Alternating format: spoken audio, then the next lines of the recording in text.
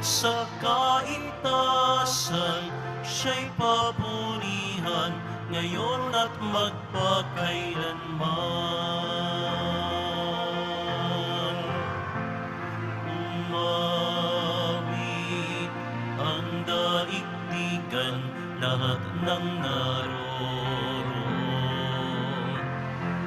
Umawi ang sangkatauhan, purihin ng Panginoon. Papuri sa kaitasan, siya'y papurihan, Diyos ng lahat. O papuri sa kaitasan, siya'y papurihan ngayon at magpakailanman.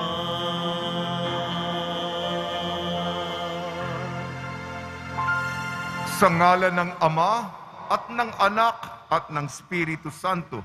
Amen.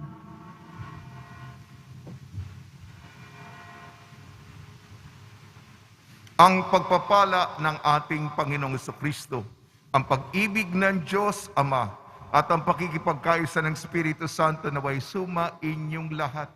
At sumayo rin. Dakilain at luwalhatiin po natin ang Panginoong Diyos.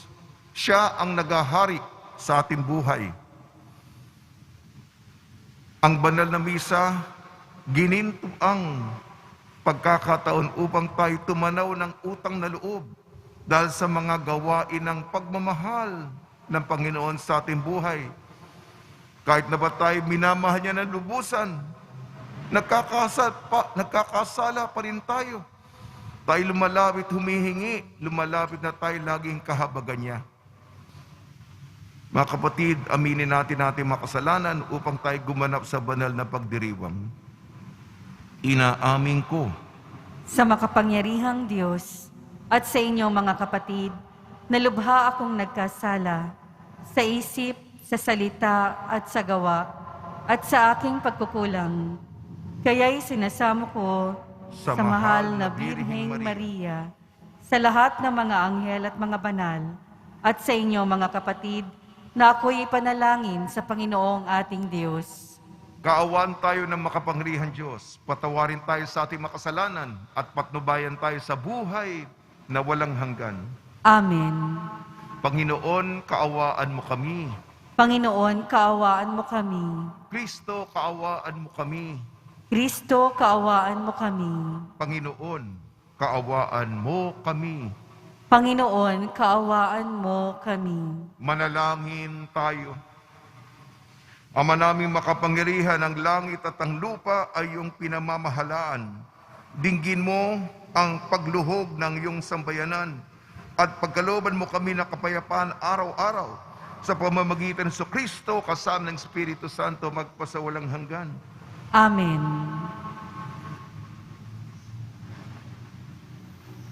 Pagbasa mula sa unang aklat ni Samuel. Noong mga araw na iyon, pagdating kay Saul, sinabi ni David, "Di po tayo dapat masiraan ng loob dahil lang sa Pilisteyong yon. Ako ang lalaban sa kanya." Sinabi ni Saul, "Hindi mo kaya ang Pilisteyong yon. May gatas ka pa sa labi, samantalang siya'y isang kilabot na mandirigma." Idinugtong pa ni David, "Ang Diyos na nagligtas sa akin sa kuko ng mga leon at ng mga oso ay siya ring magliligtas sa akin sa Pilisteyong iyon." Kaya't sinabi ni Saul, "Kung gayon, labanan mo siya at patnubayan ka nawa ng Panginoon." Pagkatapos, dinampot niya ang kanyang tungkod. Namulot siya ng 5 makikinis na bato sa sapa. Isinilid sa kanyang supot na pampastol at lumakad upang harapin si Goliath. Si Goliath naman ay lumakad ding papalapit kay David. sa hulihan ng tagadala ng kanyang mga sandata. Nang makita niyang si David ay musmos, hinamak niya ito at pakutyang tinanong, "Anong akala mo? Aso ba ang lalabanan mo at tungkod lang ang dala mo?" At si David ay sinumpa ni Goliath sa ngalan ng kanyang Diyos. Sinabi pa niya, "Halika nga rito't nang maipakain kita sa mga ibon at mga hayop." Sumagot si David, "Ang dala mo'y tabak, sibat at balaraw. Ngunit lalabanan kita sa ngalan ng Panginoon, ang makapangyarihang Diyos ng Israel, na iyong hinahamak. Ibibigay kanya sa akin ngayon. Pupugutin ko ang ulo mo at ipapakain kita sa mga ibon at sa mga hayop, pati ang iyong mga kasamahan. Sa gayon, malalaman ng daigdig na ang Diyos ng Israel ay buhay, at makikita ng lahat na narito na makapagliligtas ang Panginoon kahit walang tabak at sibat. Siya'y makapangyarihan at ipalulupig niya kayo sa amin." Nagpatuloy ng paglapit si Goliath. Patakbo siyang sinalubong ni David. Habang dumudukot ng bato sa kanyang supot, tinirador niya si Goliath at tinamaan ito sa noo. Bumaon ang bato at si Goliath ay padapang bumagsak. Natalo ni David si Goliath sa pamamagitan nga ng tirador. Napatay niya ito bagamat wala siyang tabak, at patakbong lumapit si David. Tumayo sa likod ni Goliath, binunot ang tabak nito at pinugutan ng ulo.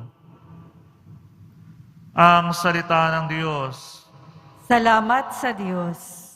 Ang poon ay papurihan, siya ang aking sanggalang.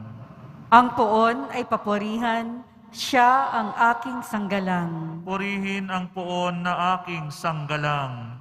Sa pakikibaka ako ay sinanay. Inihanda ako upang makilaban. Ang poon ay papurihan, siya ang aking sanggalang. Matibay kong muog at tagapagligtas, at aking tahanang hindi matitinag. Tagapagligtas kong pinagtitiwalaan, nilulupig niya ang sakop kong bayan. Ang poon ay papurihan, siya ang aking sanggalang. O Diyos, may awitin akong bagong-bago, alpay tugtugin at aawit ako. Tagumpay ng hari ay iyong kaloob, at iniligtas mo si David mong lingkod. Ang poon ay papurihan, siya ang aking sanggalang.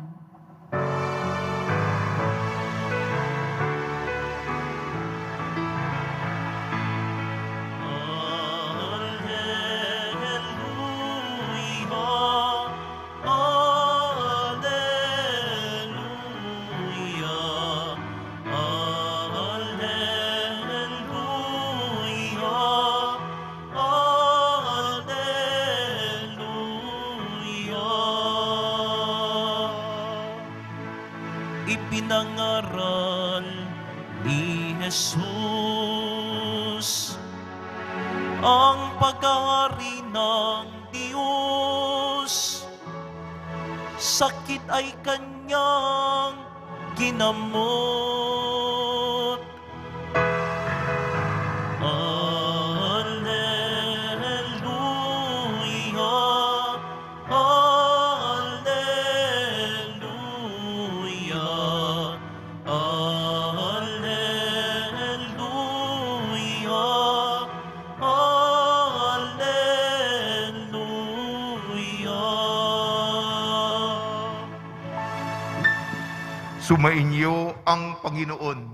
At sumaiyo rin. Ang mabuting balita ng Panginoon ayon kay San Marcos. Papuri sa iyo, Panginoon. Noong panahon yun, muling pumasok si Jesus sa sinagoga at narantan niya roon ang isang lalaking patay ang isang kamay. Kaya't binantayan si Jesus ng ilang taong naroon upang tingnan kung pagagalingin niya ang lalaking yun sa araw ng pamamahinga para may maiparatang sila sa kanya. Tinawag ni Jesus ang lalaking patay ang kamay, "Halika rito at sa unahan." Tinanong niya pagkatapos sa mga tao, "Alin ba ang ayon sa kautusan? Ang gumawa ng mabuti o gumawa ng masama sa araw ng pamamahinga? Magligtas ng buhay o pumatay?" Ngunit hindi sila sumagot habang tinitingnan ni Jesus sa mga taong nasa paligid niya. Galit at lungkot ang bahadya ng kanyang mukha dahil sa katigasan ng kanilang ulo. Bumaling siya sa lalaki at sinabi, "Iunat mo ang iyong kamay." Iniunat naman ng lalaki ang kanyang kamay at ito'y gumaling. Umalis ang mga Pariseo at nakipagsabwatan sa mga kampon ni Herodes upang ipapatay si Jesus. Ang mabuting balita ng Panginoon. Pinupuri ka namin, Panginoong Hesukristo. Binabati po namin kayo sa pagpapala, pagbibindisyon, pagbibiyaya, pagkakalob ng napakaraming grasya mula sa ating napakabait na Nuestro Padre Jesus Nazareno. Pagnilayan po natin ang huling bersikulo ng ating Ebanghelyo ayon kay San Marcos. Nakipagsabwatan ang mga Pariseo sa mga kampon ni Herodes upang ipapatay si Jesus. Alam ba natin ang kahulugan nito? Yung mga Pariseo, sila ang mga reliyosong otoridad. Kailangan kabanalan na hindi lang eksternal. Kabutihan, pananatili ng buhay ang tinuturo nila. Pero makikipagsabwatan. Alam niyo, sabwatan? Conspiracy, magpaplano ng masama. Ano objetibo? Ipapatay si Jesus. Yung mga kampon, kampon talaga, parang katulad ng kampon ni Satanas. Yan ang kataga natin Pilipino eh. Yung kampon, masamang grupo. Kampon ni Herodes, mamamatay tao. Ang pamamaraan ng grupo ni Herodes, kampo ni Herodes, pagpatay ng tao. Kaaway, iligpit yan. At ang pagliligpit, pagkitil ng buhay. Ngunit ang gusto ko pong magbigay diin ay ang unang pagbasa, ang kwento. Unang Samuel, ang pamosong away. Pagkikipagtunggali, Goliath versus David. Yan ang kahit pamilyar yan, kahit Kristiyano ka o hindi, David at Goliath. May mga turo sa atin. Una na muna, walang imposible sa Diyos. Sa sekular na mata, Goliath, nako, higante yan. Makapangyarihan yan. Katakutan yan. Sino ba tayo? Sino ka ba? Meron ka bang kay? Meron ka bang kakayahan? Kaliga mo ba yan? Mataas na antas yan. Wala ka. Ganyan ng, diba? Yan ang turo sa atin, Yung kahapon, ang Diyos humusga mula sa puso, tayo, yung panlabas, yung external, yung palamuti. Ang Diyos, walang imposible sa Diyos. Ano yung dulo? Ano yung wakas ng ating kwento? Sino nanalo? Si David ba o si Goliath? Ang dulo, kinuha ni David ang tabak ni Goliath at bilang tagumpay. Kasi wala namang armas si David eh. Kinuha niya tabak ni Goliath at pinugutan ng ulo. Sino panalo? Si David. Ibig sabihin, panalo ang mabuti. Magwawagi ang kabutihan. Panalo ang Diyos. Huwag mo sabihin, malakas si Goliath. Walang imposible, walang hindi makapangyayari sa Diyos. Yan ang una nating alalahanin tayong mga may hina ang pananampalataya. O lamang ang kalaban, tambak tayo. Nangihina ang ating loob. Walang imposible sa Diyos. Pangalawa, baguhin natin ang ating pananaw na pandaigdigan. Ano sabi ni Saul? Si Saul, yung unang hari ng Israel, nawala sa kanya ang pabor ng Panginoon. Pinili si Saul, kasi guwapo, matangkad, artistahin. Si David, yung pabor ng Panginoon. Mismo yung tatay ni David, si Jesse. Ito yung mga anak ko. Sabi ni Samuel, wala ka na bang ibang anak? Wala dito yung hihirangin ng Diyos. Mismo yung tatay ni Jesse, hindi nakonsidera na ang kanyang anak na si David ay maaaring maging hari. Kasi iba yung pananaw. Si Goliath, may tabak. Si Goliath, may sibat. Si Goliath, may balaraw. Ano sabi ni Saul kay David? Ewan ko ba yung English na pagsasalin? Hindi ko pa nababasa pa yung English na pagsasalin. Pero yung description dito, may gatas ka ba sa labi? Yun ang sinasabi. May gatas ka pa sa labi. Alam natin kung ano yung ibig sabihin nun. Ewan ko kung ano yung pagsasali ng English. May gatas ka pa sa labi. Ganon yung pagtingin ni Saul. Mababa. Ika nga, hindi, ang pag-istima niya kay David ay hindi niya ito kaya. Una, walang imposible sa Diyos. Pangalawa, palitan natin ang ating makamundong perspektibo. At huli sa lahat, ito po ang turo natin, lalo-lalo na pandemya. Yung pandemya parang Goliath. Ang krus ni Kristo ang magtatagumpay. Paano nanalo si David? Meron ba siyang armas? Meron ba siyang tabak?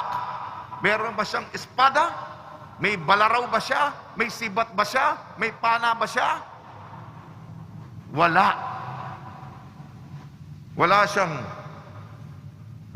helmet. Wala siyang armor. Ano meron si David? Bago yung labanan, ano pinili niya? Sapagkat siya'y tirador. Magaling mag-asinta. 5 bato na mula sa may tubigan.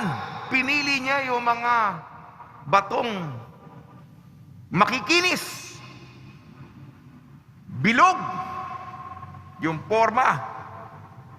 Pangdigmaan. 5 bato. Yun ang dala-dala ni David. 5. Si Jesus, paano nanalo? Sa krus, 5 sugat na mahalaga. Sugat sa kanang kamay. Sugat sa kaliwang kamay. Sugat sa kanang paa. Sugat sa kaliwang paa. Hindi nyo nakikita kasi tinataas ko po. At sugat sa tagiliran. Yan ang 5 mahalagang sugat ni Jesus. At tuwing bisperas ng pagkabuhay. Kaya nga, doon sa kandila ng pagkabuhay, may 5 na nilalagay tayo ng mga marka. 5 bato ni David upang talunin si Goliath. 5 mga mahalagang sugat ni Jesus para iligtas tayo. upang mapanalo tayo. Yan, mga kapatid. Mananalo tayo. Magtatagumpay tayo. Ang Victoria ay ang krus ng Panginoon. At gabi-gabi ko sinasabi sa mga hijos del Nazareno, sa mga balagay natin, ang krus ang magpapagamot sa salot. Ang krus ang maghihilom sa peste. Ang krus ang magpapagaling sa epidemya. Ang krus ang medisina sa pandemya. Pag nilayan po natin ito, sa tulong ni Maria, ni San Jose, at ang mananalo tayo sa pamamagitan ng krus ng Panginoon.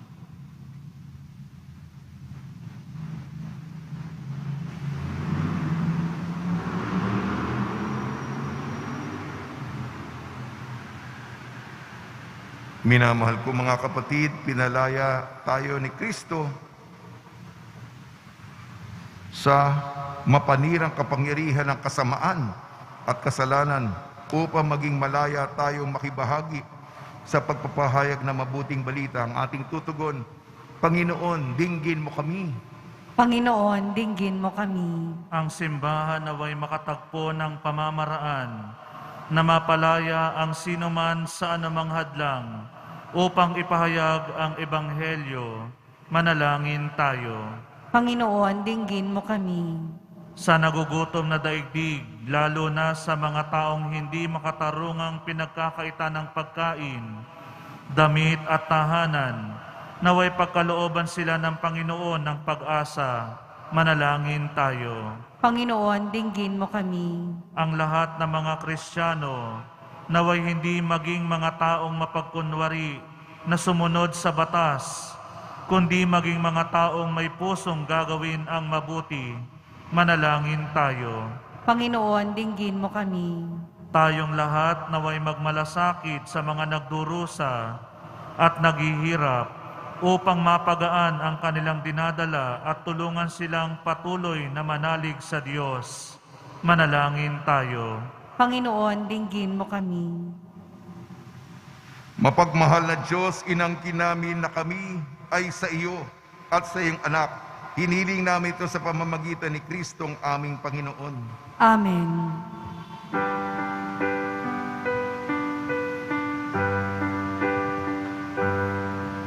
O Diyos, awang di mabilang, tanggapin mo yaring aming alay, gawin ito bilang tanda ng aming kaligtasan. Narito, O Ama, alak at tinapay, bunga ng lupa at ng aming paggawa. Narito, O Ama, alak at tinapay,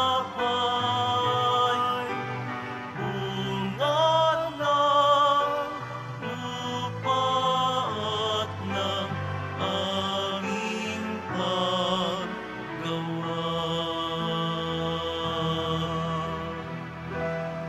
Manalangin kayo mga kapatid upang ang ating paghahain ay kalugdan ng Diyos amang makapangyarihan.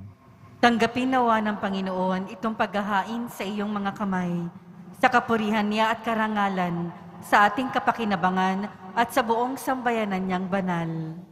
Ama namin lumikha, ipagkalo mong marapat na ganapin ang banal na paghahain sapagkat tuwing ipinagdiriwang ang alaala ng anak mong nag-aalay ang pagliligtas niya sa tanan ay nangyayari upang aming pakinabangan sa pamamagitan niya kasama ng Espiritu Santo magpasawalang hanggan. Amen. Sumainyo ang Panginoon. At sumaiyo rin. Itaas sa Diyos ang iyong puso at diwa. Itinaas na namin sa Panginoon. Pasalamatan natin ang Panginoong ating Diyos. Marapat na siya ay pasalamatan. Ama naming makapangyarihan, tunay nga marapat na ikaw ay aming pasalamatan sa iyong paglingap at kagandahang loob. Ang tao'y nilikha mo't pinangasiwa sa sansinukob. Sa hangad mong siya'y iwastong lubos. Siya'y pinagdusa mo sa kanyang pagtalikod. Sa iyong paggiliw, iyong ipinahintulot na makabalik siya sa pamamagitan ni Kristo Jesus. Kaya kaisa ng mga anghel na nagsisiawit ng papuri sa iyo nang walang humpay sa kalangitan, kami nagbubunyi sa iyong kadakilaan. Santo, Santo, Santo, Panginoong Diyos ng mga hukbo, napupuno ang langit at lupa ng kadakilaan mo, o sana sa kaitaasan. Pinagpala ang naparirito sa ngalan ng Panginoon, o sana sa kaitaasan. Ama naming banal, ikaw ang bukal ng tanang kabanalan. Kaya sa pamamagitan ng Espiritu, gawin mong banal ang mga kaloob na ito upang para sa amin maging katawan at dugo ng aming Panginoong Kristo. Bago niya pinagtiis ang kusang loob na maging handog, hinawakan niya ang tinapay, pinasalamatan kanya, pinaghati-hati niya yun. Iniabot sa kanyang malagad at sinabi, tanggapin ninyong lahat ito at kanin. Ito ang aking katawan, nihahandog para sa inyo.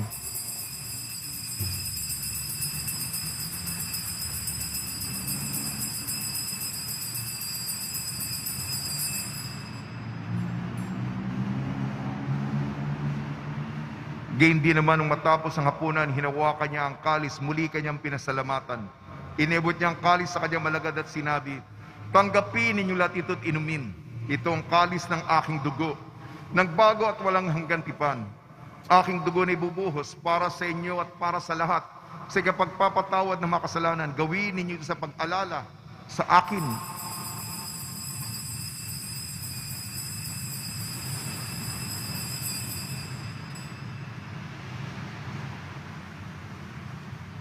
Ipagbunyi natin ang misteryo ng pananampalataya. Si Kristo'y namatay, si Kristo'y nabuhay, si Kristo'y babalik sa wakas ng panahon. Ama, ginagawa namin ngayon ang pag-alala sa pagkamatay at muling pagkabuhay ng iyong anak. Kaya't inialay namin sa iyong tinapay na nagbibigay buhay at ang kalis na nagkakaloob ng kaligtasan. Kami nagpapasalamat dahil kami minarapat na tumayo sa harap mo para maglingkod sa iyo. Isinasamo namin kami magsasalo-salo sa katawan at dugo ni Kristo ay mabuklod sa pagkakaisa sa pamamagitan ng Espiritu Santo. Ama, lingapin mo yung simbahang laganap sa buong daigdig. Puspusin mo kami sa pag-ibig kaysa ni Francisco naming Papa at ni Jose naming Obispo at ng Tanang Kaparian. Alalahanin mo rin ang mga kapatid namin na himlay na may pag-asang sila'y muling mabubuhay, gayon din ang lahat mapumanaw. Pinagdarasal ko po si Monsignor Norberto Habos. Lahat ng mga namatay sa panahon ng pandemya. Kaawaan mo sila at patuloyin sa iyong kaliwanagan. Kaawaan mo at pagidapati kaming lahat na makasalo sa iyong buhay na walang wakas. Kaysa ng mahal na Birhing Maria na ina ng Diyos, ang ina ng laging saklolo, ng kabiyak na puso niyang si San Jose, kaysa ng mga apostol, San Aloysius Gonzaga, San Sebastian, San Lazaro, San Roque, ni San Juan Bautista at ng lahat ng mga banal na namuhay dito sa daigdig ng kalugod-lugod sa iyo. May pagdiwang nawa namin ng pagpupuri sa ikararangal mo sa pamamagitan ng anak na aming Panginoong Heso Kristo. Sa pamamagitan ni Kristo, kasama niya at sa kanyang lahat ng parangal at papuri ay sa iyo, Diyos amang makapangyarihan kasama ng Espiritu Santo magpasawalang hanggan. Amen. Sa tagubili naman nakakagaling na utos sa turo ni Jesucristo na Panginoon natin at Diyos, ipahig natin ng lakas loob. Ama namin, sumasalangit ka, sambahin ang ngalan mo, mapa sa amin ang kaharian mo, sundin ang loob mo dito sa lupa para nang sa langit. Bigyan mo po kami ngayon ng aming kakanin sa araw-araw at patawarin mo kami sa aming mga sala para ng pagpapatawad namin sa nagkakasala sa amin. at huwag mo kaming ipahintulot sa tukso, at iadya mo kami sa lahat ng masama. Hinihiling namin kami iadya sa lahat ng masama, pagkalooban ng kapayapaan, araw-araw iligtas sa kasalanan at ilayo sa lahat ng kapahamakan. Samantalang aming pinananabikan ang dakilang araw ng pagpapahayag ng tagapagligtas naming si Jesucristo. Sapagkat iyo ang kaharian at ang kapangyarihan at ang kapurihan magpakailanman. Amen. Panginoon Jesucristo, sinabi mo sa iyong apostol, kapayapaan ang iniiwan ko sa inyo, ang aking kapayapaan ibinibigay ko sa inyo. Tungyan mo ang aming pananampalataya at huwag ang aming mapagkakasala. At pagkalooban mo kami ng kapayapaan at pagkakaisahin sa iyong kalooban, kasama ng Espiritu Santo, magpasawalang hanggan. Amen. Mga kapatid, mga kaibigan, sumayin po ang kapayapaan ng ating Panginoon. At sumaiyo rin. Magbigayan po tayo ng kapayapaan sa isa't isa. Kordero ng Diyos na nag-aalis ng mga kasalanan ng sanlibutan, maawa ka sa amin. Kordero ng Diyos na nag-aalis ng mga kasalanan ng sanlibutan, maawa ka sa amin. Kordero ng Diyos na nag-aalis ng mga kasalanan ng sanlibutan, ipagkaloob mo sa amin ang kapayapaan. Ito ang kordero ng Diyos, ito nag-aalis ng mga kasalanan ng sanlibutan. Mapalad ang mga inayayahan sa kanyang piging. Panginoon, hindi ako karapat-dapat na magpatuloy sa iyo.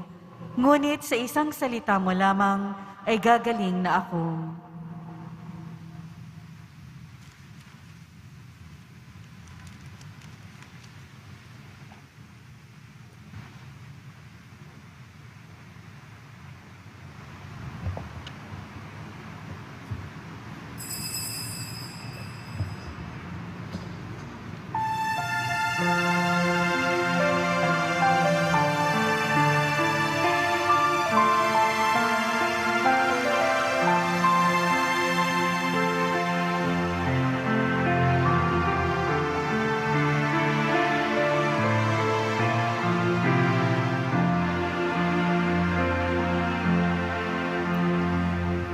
Tinanggap ko si Jesus at ang puso'y kay saya. Tinanggap ko si Jesus at ang puso'y kay saya. Pagkain kaniyang bigay, komunyon tayong lahat. Tumira sa loob ko, buklot tayo sa Diyos. Tinanggap ko si Jesus at ang puso'y kay saya. Tinanggap ko si Jesus at ang puso'y kay saya.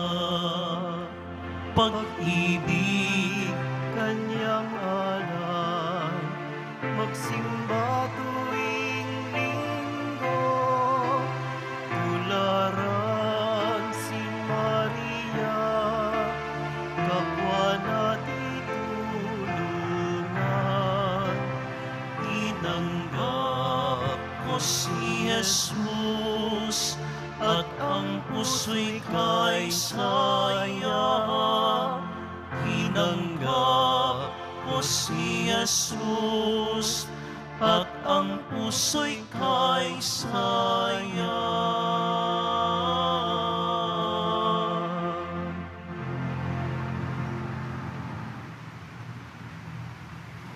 Manalangin tayo. Ama namin mapagmahal, padaluyin mo sa amin ang batis ng Espiritu ng iyong pag-ibig upang kami pinapagsalo mo sa pagkain iyong bigay para kami pagbuklurin ay magkaisa pananalig sa iyo sa pamamagitan ng Kristo kasama ng Espiritu Santo magpasawalang hanggan. Amen. Mahal na pong Jesus Nazareno, iniyag mo sa pamamagitan ng krus ang walang maliw na pag-ibig ng Diyos sa sangkatauhan. Pakinggan mo kailian yung mga ka na nagsusumamo sa iyo, makamtanawa nila ang iyong katugunan at tanggapin ang kasagutan na may utang na loob na tinatanaw. Basbasan din po niyo mga daladala nila mga imahin at dasalan sa pamamagitan ng bendisyon ito. Naway maalala nila ang mga pangalan sa binyang ni kawiibingan at paglilingkod ng bilang Panginoon magpasa walang hanggan. Amen. Tumainyo ang Panginoon At sumayo rin. at pagpalain kayo ng makapangyarihan Diyos, Ama, Anak at Espiritu Santo. Amen. Paglayin po niyo sa inyong pag-alis ang kapayapaan ni Jesucristo. Salamat sa Diyos.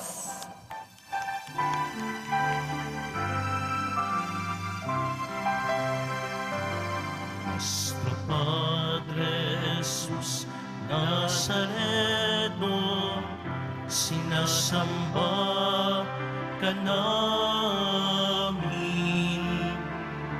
pinipinto ka namin, aral mo ang aming buhay at kaligtasan. Nuestro Padre Jesus Nazareno, iligtas mo kami sa kasalanan. Ang krus mong kinamatayan ay sagisag ng aming kaligtasan. Nuestro Padre Jesus Nazareno, dinarangal ka namin. Nuestro Padre Jesus Nazareno, ninulwalhati ka namin. Nuestro Padre Jesus Nazareno, dinarangal ka namin. Nuestro Padre Jesus Nazareno, ninulwalhati ka namin.